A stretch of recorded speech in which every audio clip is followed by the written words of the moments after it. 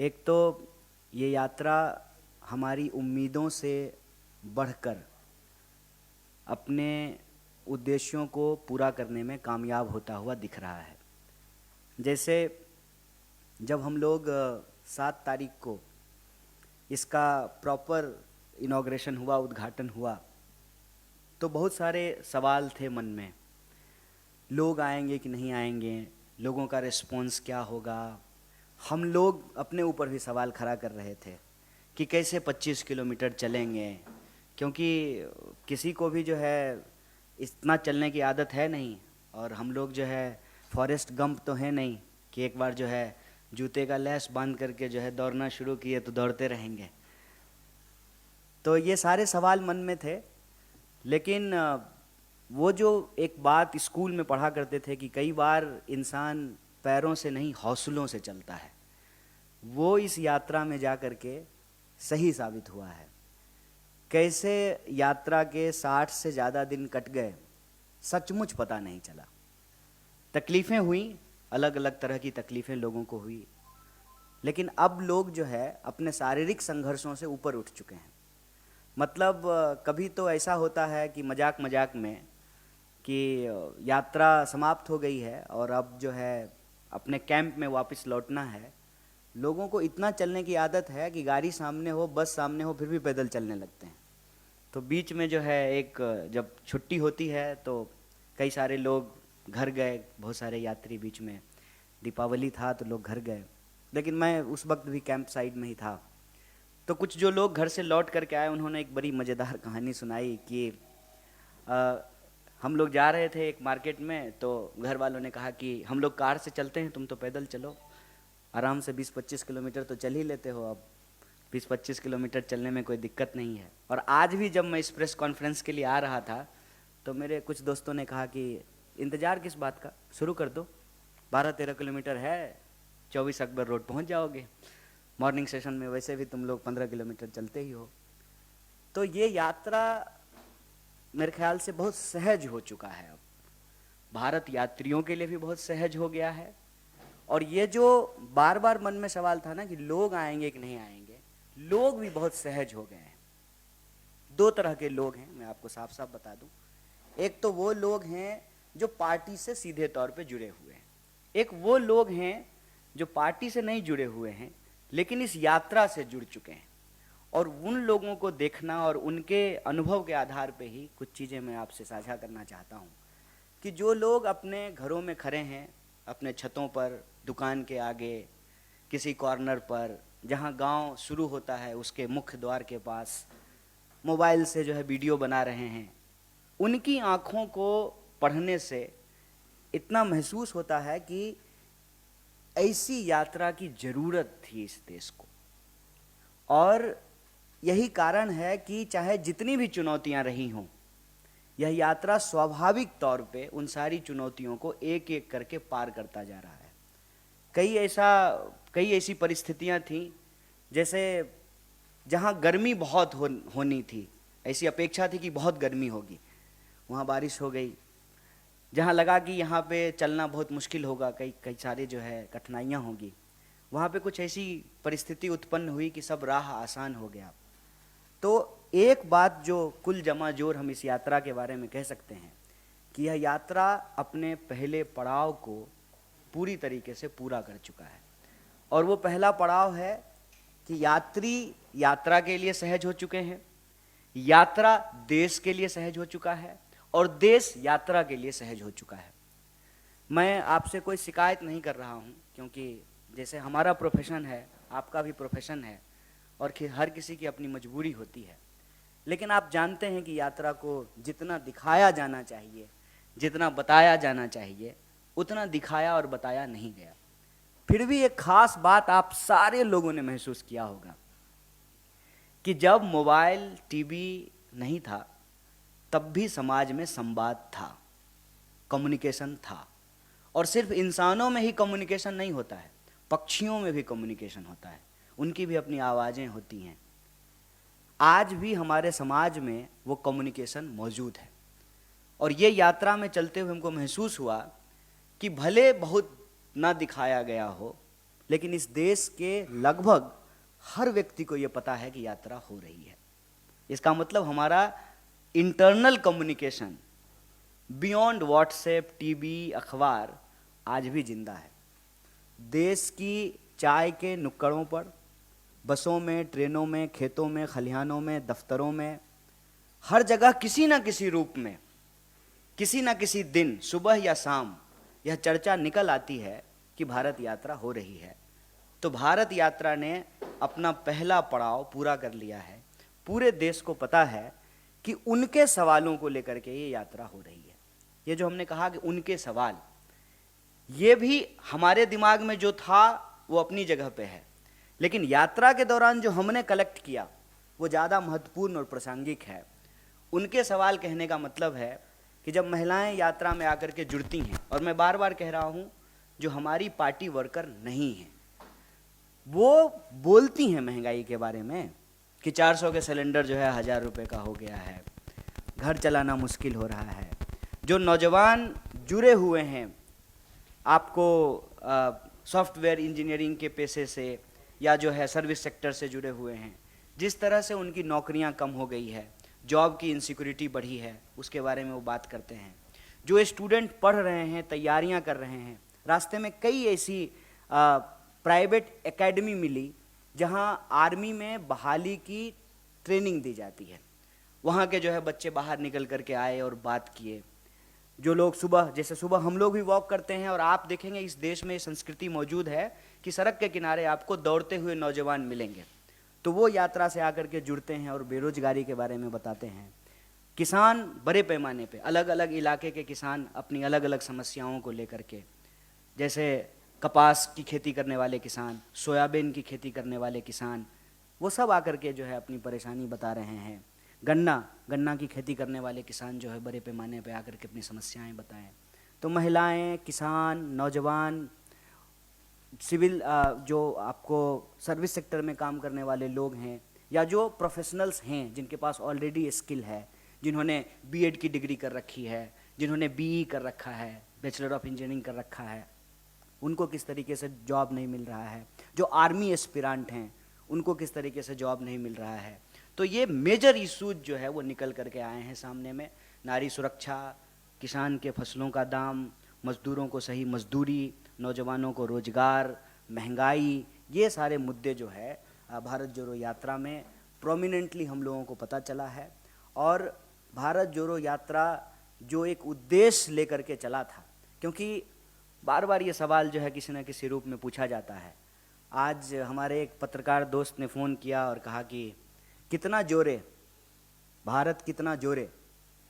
तो हम बोले कि टेलर का दुकान चलाते हैं क्या, कि 1.5 मीटर जोड़ दिए, 3.5 मीटर जोड़ दिए।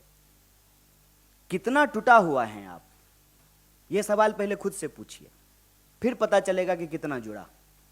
जब यही महसूस नहीं हो रहा है कि कितना टूटा हुआ है, तो क्या जोड़ रहे हैं ये भी पता नहीं चलेगा।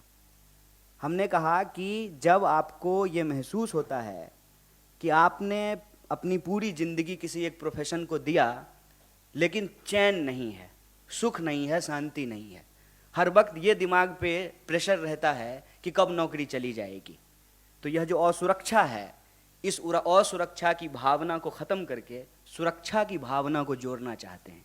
ये भारत जोड़ो यात्रा का लक्ष्य है। जो नौजवान अपनी पढ़ाई कर रहा है, उसकी जो उम्मीद है, जो उम्मीद टूटती है जब बहाली नहीं निकलती है या प्रश्न पत्र लीक हो जाता है, उस टूटी हुई उम्मीद को जोड़ना इस भारत जोड़ो यात्रा का लक्ष्य है। जो महिलाएं आ रही हैं, उस भावनात्मक तस्वीर को आप सब लोगों ने देखा होगा कि कैसे ये आसान बात नहीं है कि किसी गैर मर्द के साथ उतनी सहजता से कोई महिला मिले। तो महिलाओं को जो आज नारी सुरक्षा की स्थिति है, जिस तरीके से बलात्कारियों को प्रेज किया जा रहा है, ऐसी परिस्थिति में महिलाओं की उस टूटी हुई उम्मीद को जोड़ना ये भारत जोड़ो यात्रा का लक्ष्य है। और हमारा मानना है कि जितनी सहजता से ये यात्रा आगे बढ़ रही है और लोगों के मुद्दों को कलेक्ट कर रही है, लोगों की आंखों में देखने से ये बार बार महसूस होता है कि इस यात्रा की ज़रूरत थी। भारत जोड़ो यात्रा ने अपने पहले पड़ाव को पूरा किया है। भारत जोड़ो यात्रा को अपने दूसरे पड़ाव को भी पूरा करना है। और दूसरा पड़ाव ये है कि हम इस देश की सरकार को, इस देश की सत्ता को, जो देश के लोगों के मुद्दे हैं उस पर उनको जवाबदेही तय करनी पड़ेगी। ये भारत जोड़ो यात्रा का दूसरा पड़ाव होगा और हमें पूरी उम्मीद है कि उस पड़ाव को भी हम लोग पूरा करेंगे। आप सब लोग आए, हमारी बात सुने, इसके लिए आपका बहुत बहुत शुक्रिया, बहुत धन्यवाद। बाकी आप प्रश्न पूछेंगे तो और सारी चीज़ों का जवाब दिया जाएगा। Thank you.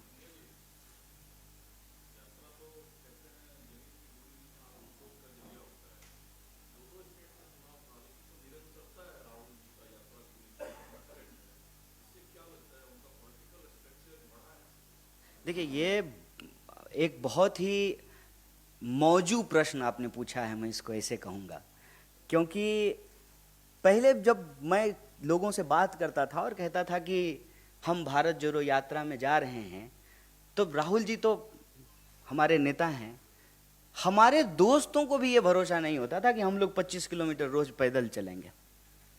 यहाँ से शुरू हुई है ये पूरा कॉन्वर्सेशन जो आप सवाल पूछ रहे हैं। और राहुल जी को लेकर के तो पता नहीं क्या क्या कहा गया है, क्या क्या कहा गया है। एक पत्रकार ने हमको कहा कि इस यात्रा से राहुल जी की छवि सुधरेगी।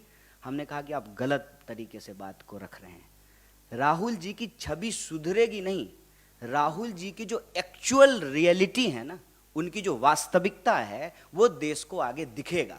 वैसे ही जैसे कहते हैं ना कि हाँ, हाथ कंगन को आरसी क्या, पढ़े लिखे को फारसी क्या, प्रत्यक्ष को प्रमाण की जरूरत नहीं होती है। व्हाट्सएप पे जो मैसेज आया है या टीवी डिबेटों में जो खड़ा करने का एक जो है चरित्र और एक छवि खड़ा करने की जो कोशिश की गई है, उसको जनता अपने आंखों से देख करके समाप्त कर लेगी। अब उसके पास उसका फर्स्ट हैंड इंफॉर्मेशन होगा जो उसने अपनी आंखों से देखा है। क्योंकि इस यात्रा के दौरान जितनी भी बातें राहुल जी को लेकर के बोली जाती थी, सीरियस नहीं है, विदेश चले जाएंगे, पैदल नहीं चलेंगे, छुट्टी मनाने चले जाएंगे, छुट्टी होगी तो दिल्ली आ जाएंगे, अरे कैसी बातें करते हो, कंटेनर में थोड़ी रहेंगे, कैसी बातें करते हो, 25 किलोमीटर पैदल थोड़ी चलेंगे, ये सारी चीज़ें समाप्त हो गई है। और हम कहते हैं कि उनकी छवि बिगाड़ने के लिए करोड़ों रुपया खर्च करना पड़ा। उनकी जो वास्तविकता है ना, उसके लिए सिर्फ उनको रोड पे निकल करके पैदल चलना पड़ा। कितना फर्क है। बस आपको जनता के बीच में आप गए और आपको लेकर के जितनी कोशिशें थी उस सब पे जो है पानी फिर गया। और आज वही लोग, मैं आपको ये कहना चाहता हूं कि जो हमको सवाल पूछते थे ना कि चलोगे कि नहीं चलोगे, राहुल जी के को लेकर के तो उनके सारे सवाल अपने आप समाप्त हो गए हैं।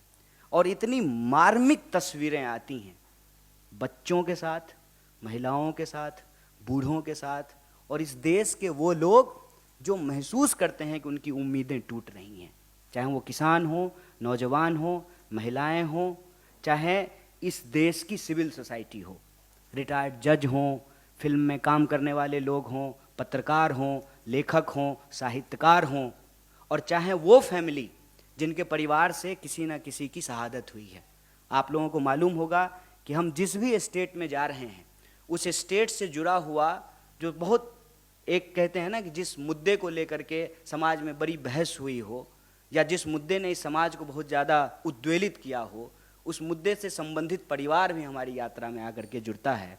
मसलन आप जानते हैं कि कर्नाटक में गौरी लंकेश जी का परिवार आया, तेलंगाना में जो है रोहित वेमुला जी का परिवार आया, और आने वाले समय में भी वो सारे लोग जिनको लगता है कि उनके साथ अन्याय हुआ है, न्याय की उस उम्मीद के लिए वो लोग इस यात्रा में शामिल हो रहे हैं। तो ये जो प्रश्न आपने पूछा कि राहुल जी का कद बड़ा होगा, मैं समझता हूँ कि एक बात कही जाती है ना कि बड़े बड़ाई ना करे, बड़े ना बोले बोल, रहीमन हीरा कब कहे लाख टका मोल। ये उनका कद बड़ा होगा छोटा होगा ये प्रश्न नहीं है, उनका जो वास्तविकता है, उनकी जो रियलिटी है, उनको लेकर के जो झूठ का जो है वातावरण, एक आवरण जो खड़ा किया गया है, वो अपने आप जो है धराशाही हो गया है। वो सारी चीज़ें कि सीरियस नहीं है, विदेश चले जाएंगे, छुट्टी पे चले जाएंगे, कंसिस्टेंसी नहीं है, वो सारे सवाल जो हैं वो निराधार साबित हुए हैं।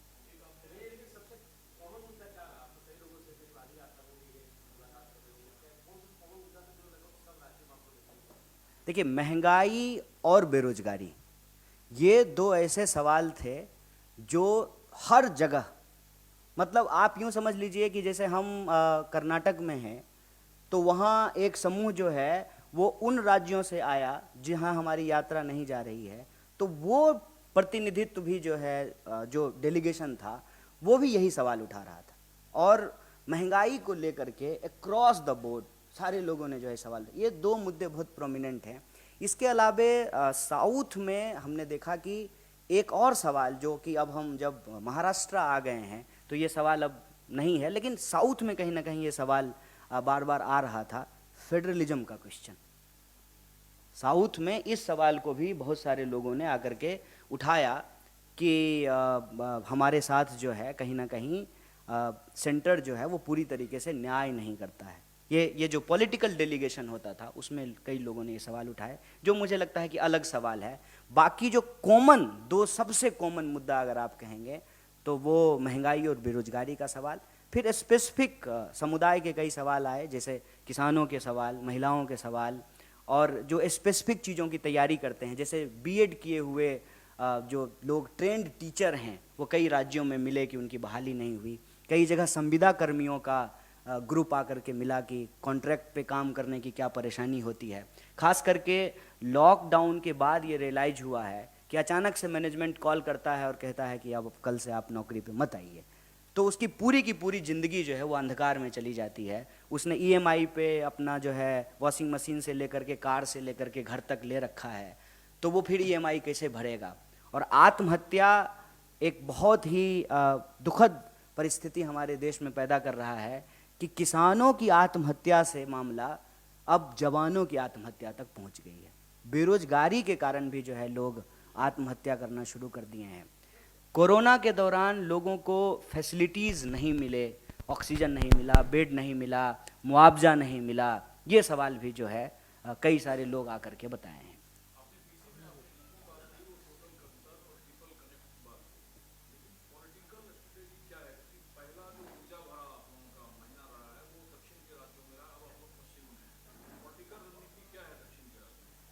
देखिए, एक तो मैं बार बार कह रहा हूँ और हमारे सारे सीनियर भी कह रहे हैं कि इस यात्रा का उद्देश्य राजनीतिक भी है, सिर्फ राजनीतिक ही नहीं है। ये बात ना हम लोग बार बार इसको क्लियर कर रहे हैं कि अगर हम इस यात्रा को सिर्फ राजनीतिक ही मानेंगे तो राजनीतिक बात भी जो है ना, उसमें सारे डायमेंशन कवर नहीं होते हैं, सिर्फ चुनाव की बात होती है, बाकी सारे और जो डायमेंशन हैं उसको छोड़ दिए जाते हैं। हमारी नीति शुरू में जो थी, सबसे पहले जहाँ से यात्रा शुरू हुई, कि लोग परेशान हैं, लोगों के अंदर गुस्सा है, लोगों के भीतर डर पैदा किया जा रहा है, नफरत पैदा किया जा रहा है, इससे देश जो है भावनात्मक रूप से कमजोर होगा। और कोई भी देश जब भावनात्मक रूप से कमजोर होता है, जब वो आपस में यूनाइटेड नहीं होते हैं, तो बाकी सारी प्रोग्रेस की बात जो है वो पीछे चली जाती है। और जो हम लोग सवाल उठा रहे हैं एक मजबूत विपक्ष के तौर पे, जो हमारी रिस्पॉन्सिबिलिटी है, वो भी लोगों तक नहीं पहुंच पा रही है कि हम उनके लिए लड़ रहे हैं।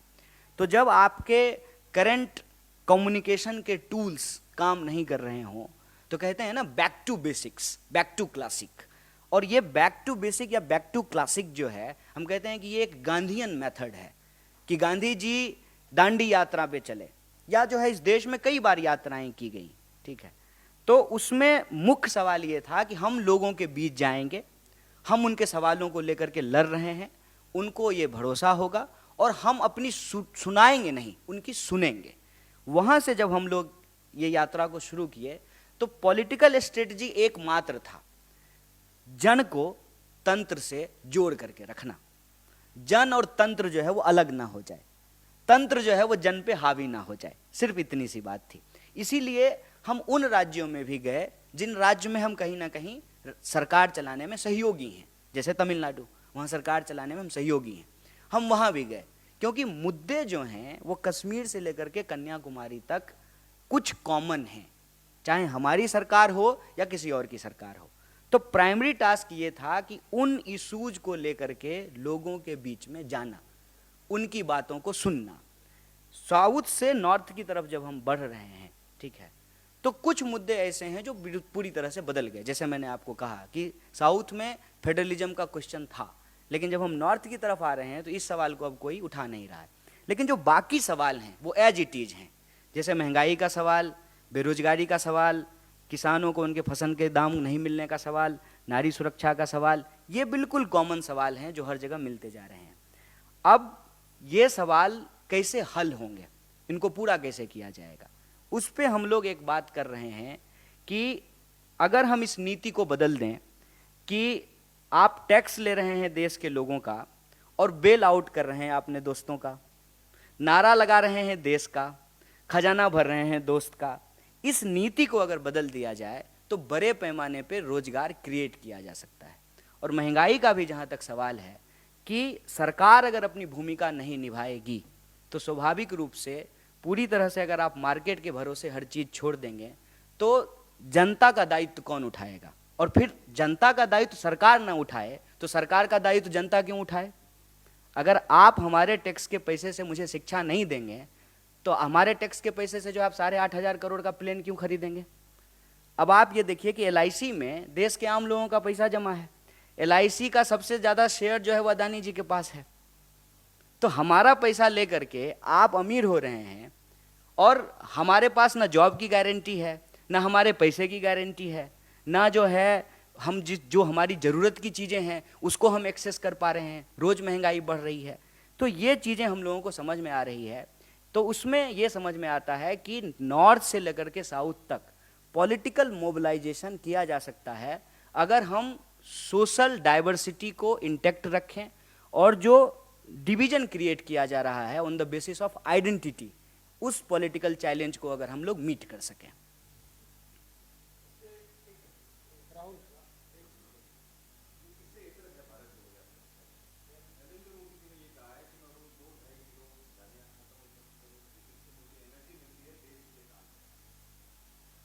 देखिए, एक तो नरेंद्र मोदी जी बहुत कुछ कहते हैं आजकल जो है हम लोग उन चीज़ों पे जा नहीं रहे हैं, लेकिन भारत जोड़ो यात्रा से ये सवाल अलग है। लेकिन मैं भारत जोड़ो यात्रा से जोड़ करके इस सवाल का जवाब आपको देता हूँ।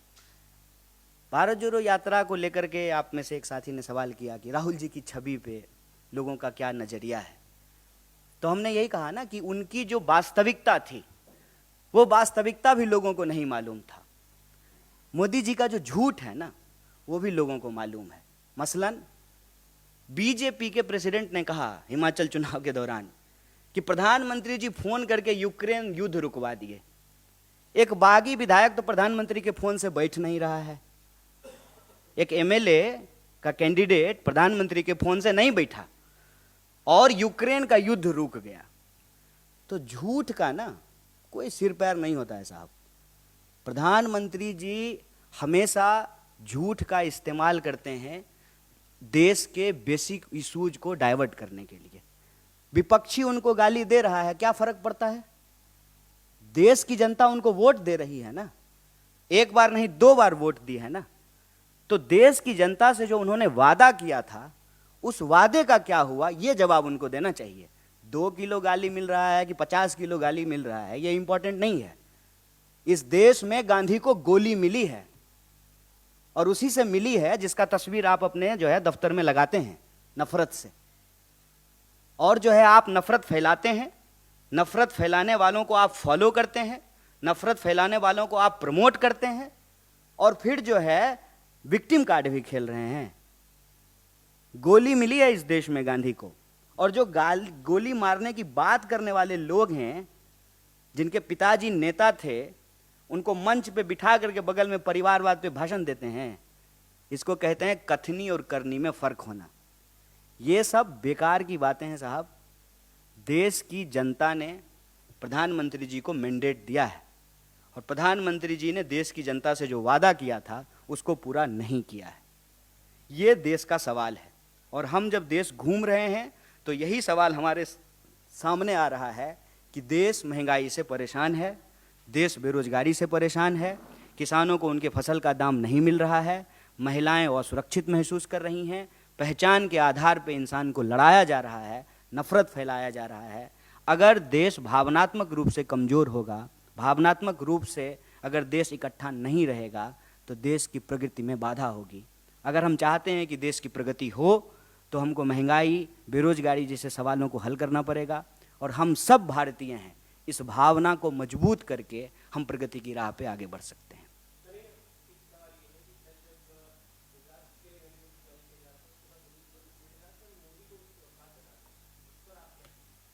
देखिए, मेरा मानना है कि लोकतंत्र में किसी भी व्यक्ति का क्या मुस्तकबिल होगा ये जनता तय करती है। किसी भी समूह का, दल का क्या मुस्तकबिल होगा ये जनता तय करती है। लेकिन हम आपसे यही आग्रह करेंगे सर कि तिल को तार ना बनाया जाए। गुजरात के लोगों की भी वही समस्याएं हैं जो समस्या हमको भारत जोड़ो यात्रा में तमिलनाडु से लेकर के केरल, कर्नाटक, आंध्र प्रदेश, तेलंगाना होते हुए महाराष्ट्र पहुँचे हैं और पता चला है। गुजरात के किसान भी परेशान हैं, गुजरात के नौजवानों को भी नौकरी नहीं मिल रही है, गुजरात के व्यापारी भी जो है जीएसटी और नोटबंदी से परेशान हुए हैं, उनके जो है उद्योग धंधों को नुकसान हुआ है। मेरा आपसे यही गुजारिश रहेगा कि देश के लोगों के जो बुनियादी सवाल हैं, इस देश का राजनीतिक विमर्श उसी के इर्द गिर्द होना चाहिए। देखिए, एक बात ना, एक सेइंग है अंग्रेजी में, डोंट डिफेंड अनडिफेंडेबल। मुझे ये मालूम नहीं है, लेकिन मैं बिना मालूम किए हुए ये बात पूरे आत्मविश्वास से कह सकता हूँ कि अगर मेरे द्वारा कभी भी कोई गलत बात कही जाएगी, बिना इफ बट के माफ़ी मांगूंगा। गलत गलत होता है, लेकिन वो कहे हैं कि नहीं कहे हैं इसकी जानकारी मुझे नहीं है। मैं बस इतना कहना चाहता हूँ कि गलत सबके लिए गलत है।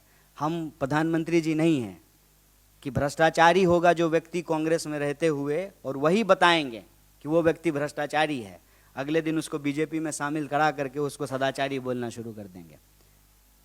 हमारा सवाल जो है ऑथेंटिसिटी पे है कि किसी व्यक्ति को आप भ्रष्टाचारी कहते हैं, अगले ही मिनट, जैसे आपको मैं याद दिला दूं, एक सपा के नेता थे, उनके बारे में बीजेपी क्या क्या कहती थी, फिर वो बीजेपी में शामिल हो गए। या कांग्रेस के ही नेता, आपने गुजरात की ही बात की, गुजरात के ही बहुत सारे ऐसे नेता जिनके बारे में बीजेपी पता नहीं क्या क्या कहती थी, आज वो बीजेपी में शामिल भी हो गए हैं, उनको टिकट भी दे दिया गया है और वो अच्छे हो गए हैं। जिनके ऊपर तमाम तरह के आरोप लगाए जाते हैं, ईडी भेजा जाता है, केस किया जाता है, जिन बीजेपी में जाते हैं वो ठीक हो जाते हैं। तो नैतिकता का जो आधार होता है ना, वो एक होता है। ऐसा नहीं हो सकता है कि हम आपके लिए नैतिकता का आधार कुछ और रखें, चूँकि आप सामने बैठे हैं और हम यहाँ थोड़ा ऊंची जगह बैठे हैं, तो हमारे लिए नैतिकता का आधार कुछ और होगा। गलत गलत होता है, कोई भी नेता बोले या कार्यकर्ता, उसको डोंट डिफेंड अनडिफेंडेबल।